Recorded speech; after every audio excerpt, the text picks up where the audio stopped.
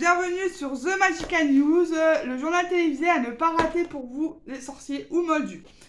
Alors, tout d'abord, on va faire une petite présentation du journal. Alors, d'abord, nous allons voir les faits divers présentés par Molly et Choupi, voilà. Donc, ensuite, ce sera Love Stories présenté par Meryl Dubois. Vous allez voir, elle a des informations très croustillantes. Ensuite, nous avons le point sport avec Anthony. Nous allons voir le Quidditch, etc. Tout le sport, quoi. Que ce soit sorcier ou moldu. Et enfin, nous allons voir l'écologie dans le monde des sorciers présentée par les Sisters de Poudlard, ainsi que la météo présentée par moi-même, ici présente. Je vous laisse avec la suite du journal télévisé. Bon revisionnage. Bonsoir. Bonsoir à tous ces petits sorciers. Ici Choupi et Molly. Nous allons vous présenter donc les faits divers en direct ici sur Magical News. Donc, premier fait divers, nous venons d'apprendre que Dobby a été victime d'un cambriolage la nuit dernière. En effet, on lui a volé ses chaussettes. Mais nous avons ici notre envoyé spécial qui a enquêté sur l'affaire et donc qui va vous dire ce qu'il en est. Nous sommes en mesure ce soir de vous dévoiler en prime le nom du mystérieux voleur. Donc, est-ce que tu peux aller chercher le butin du voleur? Oui, j'ai la preuve. J'ai la preuve ici même du butin. Il y en a plusieurs même. Ici. Voilà. Donc, nous vous présentons les chaussettes de Dobby. En effet, vous pouvez bien voir que ce sont bien les chaussettes de Dobby. Il y en a plusieurs. Il y en a plusieurs, hein, vous voyez. Voilà. Dobby, grâce à Molly et Choupi, tu vas pouvoir avoir tes petits pieds bien au chaud ce soir. Voilà. Donc, notre envoyé spécial va donc vous révéler ce soir qui est ce mystérieux cambrioleur cruel, mesquin, qui a voulu préserver ses petits pieds au détriment de ceux de Dobby. Donc, Choupi, je te laisse dévoiler le nom. La vérité, c'est que Anna dormira ce soir à Azkaban. Voilà. On ne sait pas quand elle sortira.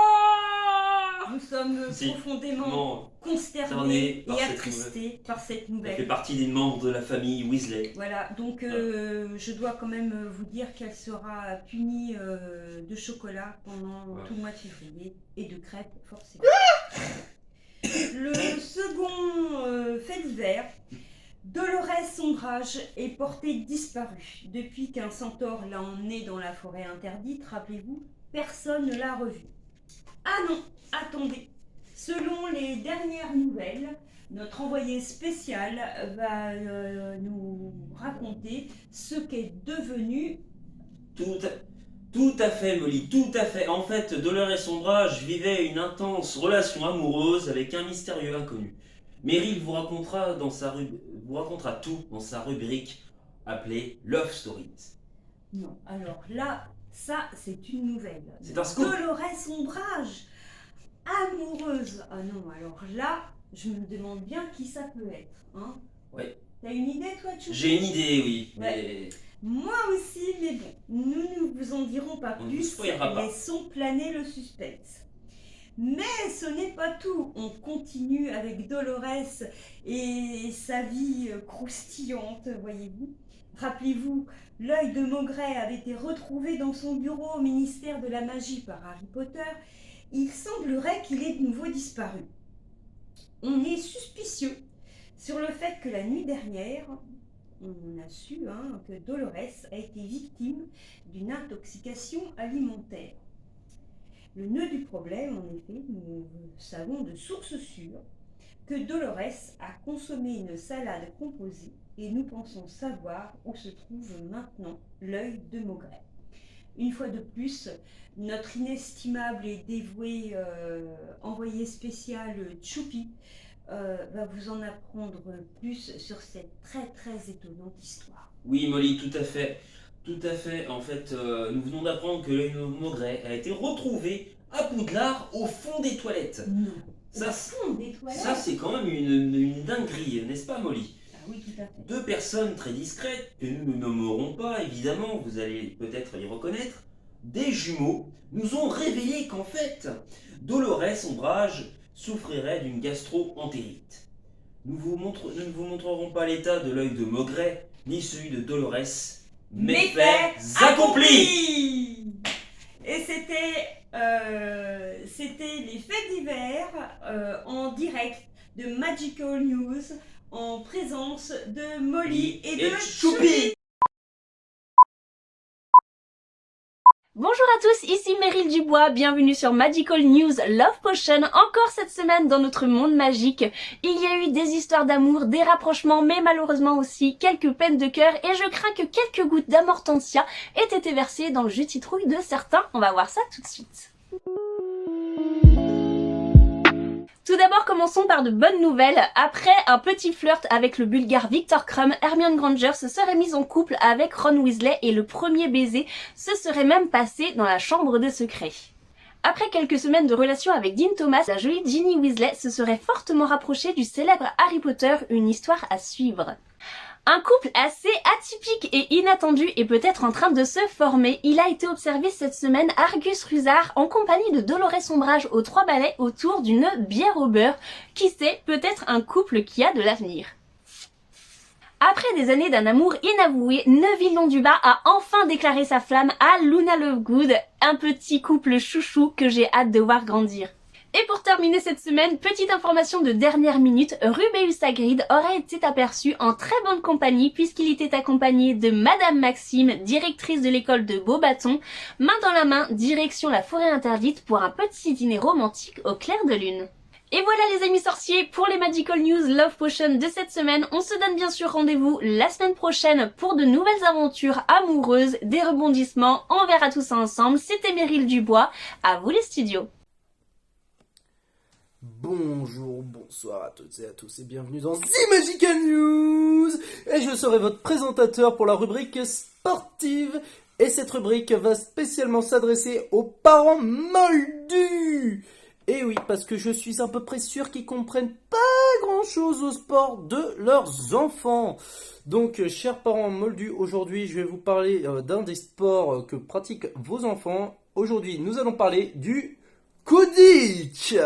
C'est un sport magnifique. Alors, aujourd'hui, je vais vous parler que de la formation des équipes et leur rôle qu'ils ont au sein de l'équipe de Quidditch. Bien sûr, c'est pas très compliqué à comprendre. Vous inquiétez pas, je vais faire bref. Ça allez. Normalement, vous devriez suivre. Le Quidditch, déjà, c'est un sport qui se joue dans les airs sur des balais. Donc, qui dit balai, qui dit ils sont en hauteur. Imaginez, ça c'est un balai. Votre enfant est dessus. Voilà. Alors, premier rôle, il y a les poursuiveurs. Les poursuiveurs, leur rôle à eux, c'est d'attraper un ballon qui s'appelle le soif. Alors, en type de ballon, il y a 3 ballons dont je vais vous parler tout au long de cette rubrique sportive. Le premier d'entre eux, c'est le soif. Et il y a 3 poursuiveurs, sachant que dans une équipe, il y a déjà 7 joueurs. Donc, il reste encore 4 joueurs à présenter. Enfin, 4 rôles à présenter, pas 4 joueurs. Là, ça fait déjà 3. Et il peut y en avoir un 4e poursuiveur, dont je vais vous parler un peu après. Mais pour l'instant, restons à nos 3 poursuiveurs. Alors, les 3 poursuiveurs, leur but à eux, c'est de se faire des passes et d'aller marquer sur les 3 anneaux adverses. Qui dit 3 anneaux, dit 3 buts. Et un but vaut 10 points pour l'équipe qui marque évidemment. Ensuite, il n'y a pas, comme je l'ai dit, il n'y a pas 1, il n'y a pas 2, mais 3 anneaux. Il y a 3 anneaux, 3 buts. Et donc 3 grands anneaux et un gardien qui protège. Donc le rôle du gardien, c'est de protéger évidemment les 3 buts sur son balai. Il fait... Oui, parce que les anneaux, on dirait pas, mais peut-être sous une perspective différente, ils sont pas vraiment à la même hauteur. Et donc, votre enfant peut être amené à aller de bas en haut, en fonction s'il est gardien ou non. Ensuite, ce gardien peut avoir un rôle supplémentaire, c'est lui qui peut être le 4e poursuiveur. Mais s'il est poursuiveur qui défend, personne, et il se prend un but. Voilà, voilà. Mauvais choix d'équipe, hein, mauvaise stratégie. Ensuite, il y a deux rôles, qui est le même, hein, mais il nous en reste deux à présenter. Le premier, c'est les deux batteurs. Donc les deux batteurs, leur rôle, eux, c'est de défendre, quand même. Eux, ils doivent défendre leur but et permettre aux attaquants d'effectuer leurs manœuvres et leurs stratégies à bon escient pour pouvoir marquer des points. Donc j'explique. Ils ont des battes, donc batteurs battent. Ils sont sur leur balai. Et il y a une balle qui est enchantée, qui s'appelle un cognard. Pour faire court, un cognard, c'est une vraie petite saleté qui peut te défoncer le poignet, le visage, te mettre KO pendant pas mal de temps. Bon, bien sûr, ça tue pas normalement, vous inquiétez pas. Pour l'instant, je suis pas sûr qu'on ait encore recensé des morts. Mais votre enfant peut être amené à être grièvement blessé. Vous inquiétez pas, on a une excellente médecin, c'est Madame Pomme Fraîche. Ça ira très bien. Oh, vous inquiétez pas. On a un petit jeune avec un petit éclair sur le visage qui lui a eu un poignet cassé. Vous inquiétez pas, il s'est remis très très vite s'il n'y avait pas eu un professeur entre deux qui lui avait fait perdre ses os.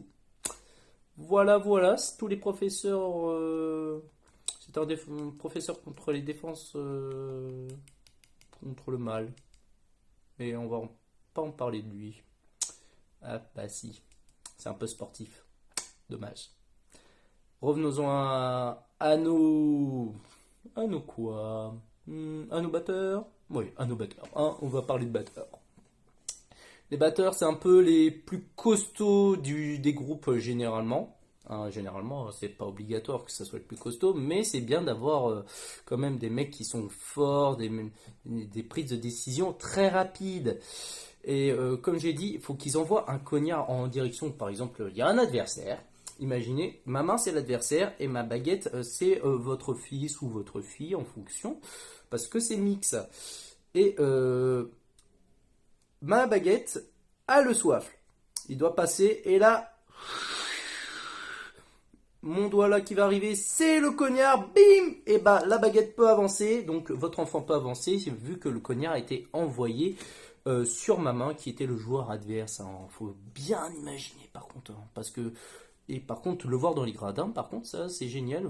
Si vos enfants sont des gradins, vous inquiétez pas, ils risquent presque rien. Parce que des fois, il y a un cognard qui se perd, hein, c'est très vite arrivé. Et ensuite, je vais vous parler du dernier rôle et de la dernière balle. Le dernier rôle étant attrapeur, c'est la star, c'est le rostas, c'est le mec que tout le monde acclame. Bravo, parce que c'est le mec qui peut mettre fin au match en attrapant la balle, la dernière balle, qui est le vif d'or. Le vif d'or, bah, c'est une petite boule ronde. Boule et ronde, c'est exactement pareil. Je sais pas pourquoi j'ai dit boule et ronde, mais bon, une boule ronde jaune, or, en fait, c'est du jaune doré. Voilà, et elle a des ailes, et elle est super rapide, et je n'exagère pas du tout. Parce que quasiment, si on la voit à l'œil nu, bah, on la voit presque pas. Et quand on réussit à l'attraper, on marque 150 points. Et sur ces 150 points, bah, on gagne directement le match parce qu'il faut 150 points pour terminer un match. Et donc, ça veut dire que l'attrapeur, lui, son rôle, il doit faire attention qu'à cette balle, et cette balle uniquement, sauf au cognard qui peut bien évidemment venir le percuter et bah, défoncer son balai. Ou lui-même, ça dépend, hein, en fonction. Mais voilà, après vos enfants ont des protections, ne vous inquiétez pas trop, vos enfants sont protégés, il y a tout le temps des professeurs qui sont là pour la sécurité, vos enfants ne risquent presque rien, le risque zéro n'existe pas. Voici pour le Quidditch, je vous remercie de m'avoir écouté, je vous parlerai un peu plus des règles en profondeur la prochaine fois, mais tout ce que j'ai à vous dire pour l'instant, c'est... Oubliette! Salut, c'est les 6 sœurs de Poudlard. Aujourd'hui, on se retrouve pour le JT du monde des sorciers. Et on va parler de l'écologie. C'est parti. Il faut acheter des piles rechargeables pour éviter d'en prendre qui ne sont pas rechargeables. Bonjour, je suis le papa des Sisters de Poudlard. Alors aujourd'hui, je vais vous montrer un peu de l'écologie. Ça, ce sont donc des panneaux solaires qui rechargent soit des batteries. On peut charger les batteries, vous voyez que ça charge grâce au soleil. Ou alors, si on débranche les deux, on peut recharger directement le téléphone portable ici. Et voilà, il charge. Privilégiez les douches au bain, ça économisera moins d'eau. Quand vous vous brossez les dents, éteignez l'eau du robinet. Quand il y a du soleil, éteignez la lumière. La nuit, n'oubliez pas de débrancher votre box internet. Vous ferez des économies de l'électricité. Et de toute façon, vous serez toujours joignable sur votre téléphone portable. Triez bien vos déchets dans les poubelles. Bonjour à tous et bienvenue sur The Magical News. Alors aujourd'hui je vais vous présenter la météo. Donc pour le monde des sorciers et pour le monde des moldus. Alors pour Poudlard, il fera un ciel très nuageux avec de la pluie. Donc le Quidditch est donc annulé suite à cela. Ensuite pour le ministère de la magie et King Cross la guerre, le ciel reste couvert mais il y aura un beau soleil en fin d'après-midi. Et enfin en ce qui concerne le monde moldu, du coup, pour Little Wedding et sa banlieue, il fera très beau, il y aura un beau soleil et il fera très chaud. Donc préparez-vous à boire beaucoup d'eau et puis à mettre des casquettes si vous sortez dehors. Et à Édimbourg, le ciel sera dégagé. C'était tout pour ce petit bulletin météo. J'espère que cela vous aura aidé à réaliser votre journée. Puis je vous dis à bientôt. Au revoir.